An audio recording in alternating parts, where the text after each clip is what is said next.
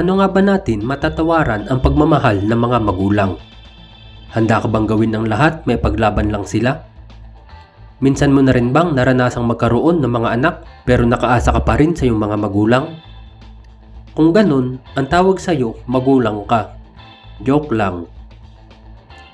Pero paano nga ba kung bawiin sa iyo ang magulang mo sa pinakamasakit na paraang maiisip mo? Hanggang saan ka kaya kayang dalhin ang galit na nag-uumapaw sa iyong puso?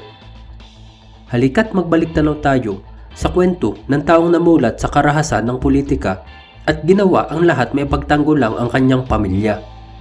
Subalit nang mapabilang ang kanyang ama sa listahan ng mga nabiktima, ay kumawala ang matinding galit at pagkapuot sa kanyang puso.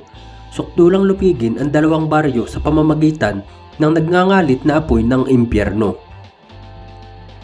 Ang kwento ng paghihiganti ni Vincent Bingbong Crisologo o yung tinaguriang ang arsonistang pastor.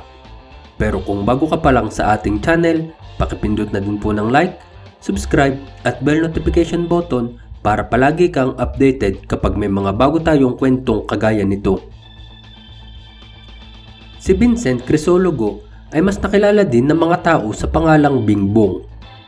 Siya ay isinilang noong ika-31 ng Mayo taong 1947 at tubong bigan sa Ilocos Sur.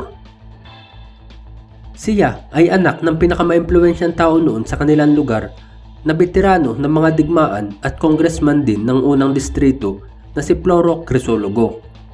Samantalang nanay naman niya ang noon ay gobernadora din ng kanilang probinsya na si Carmiling Pechay Crisologo.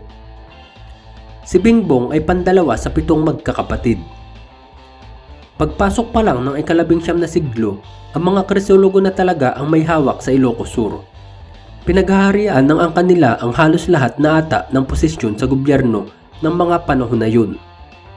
Bagamat merong pailan-ilan na nangangahas lumaban, ay wala ding nangyayari sa mga ito sapagkat milya-milya ang layo kung paramihan lang ng boto sa tuwing sasapit ang eleksyon ang pag-uusapan.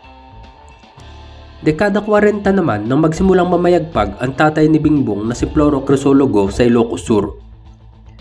Siya na ang pinakamakapangyarihang tao noon sa kanilang lugar at bilang isang politiko, darami at darami talaga ang mga makakalaban mo na lahat ay naghahangad na makaupo din sa pwesto. Sa pagsapit ng dekada 60 ay nakilala ang Ilocos Sur di lang sa Pilipinas kundi maging sa buong mundo bilang isa sa may pinakamagulong lugar sa tuwing magkakaroon ng halalan.